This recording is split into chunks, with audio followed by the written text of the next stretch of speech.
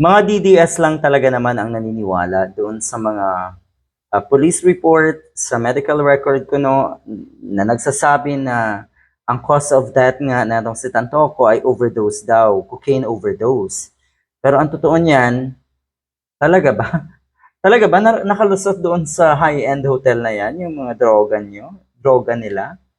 Kasi itong mga DDS, pag nakita nila yung party, na ginagawa, halimbawa, ng nasa Malacanang, ni First Lady at ng mga nasa paligid nila, akala nila talaga, party with cocaine. Yun yung kanilang gustong ipabatid sa mga kababayan natin na itong mga ito talaga ay mga bangag. Wala na kasing makita eh.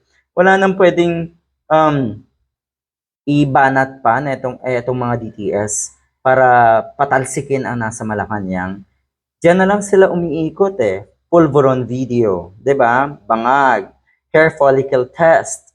At yun nga, eto ngayon, yung kaugnayan ng pagkamatay ni Tantoco. Pero ang nasa record daw kasi, cocaine overdose. Pero yun pala, merong sakit na talaga etong si Tantoco. At ang sinasabi, cocaine effect. Malay ba natin kung doon talaga nangyari yon? Dahil yung effect ng cocaine, posibleng hindi agad-agad. Malay mo, may nangyari na even before the party. Pero ang iniisip ulit nga ng mga DDS na ito, yung party na yon ay drug party, cocaine party daw. Ang lala, no? Ang lala nila. Yung gagawa ng istorya, gagawa ng kasinungalingan, napakalayo sa realidad. Anyway, kasinungalingan nga, di ba? Pineke at dinoktor daw yung mga police report na yon, yung mga kumakalat ngayon. Kahit ako rin naniniwala. Yung mga ganyang dokumento, sa tingin ko hindi talaga pwedeng ibigayan kahit kanino at i-publish, gawing available for public consumption. Mukhang hindi eh. 'Di ba? Ayan. Yan ay pineke daw at dinoktor para daw magmukha na may kaugnayan nga si First Lady Liza Araneta Marcos doon sa pagkamatay natong si Tantoco. Yan yung kanilang trabaho, yung maghahanap ng, dahil walang direktang pwedeng ibanat, maghahanap na lang sila ng pwedeng i-connect na may kaugnayan kuno sa nasa Malacanang. Ganun ang sistema ng mga diehard na ito.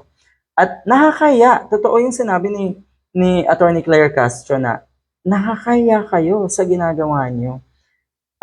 Hindi lang po ito kilos ng mga desperado, kundi ito po ay kilos ng mga taong kayang sikmurain ang kawalang hiyaan. Diba? Alam nila sa sarili nila na sila ay nagsisinungaling.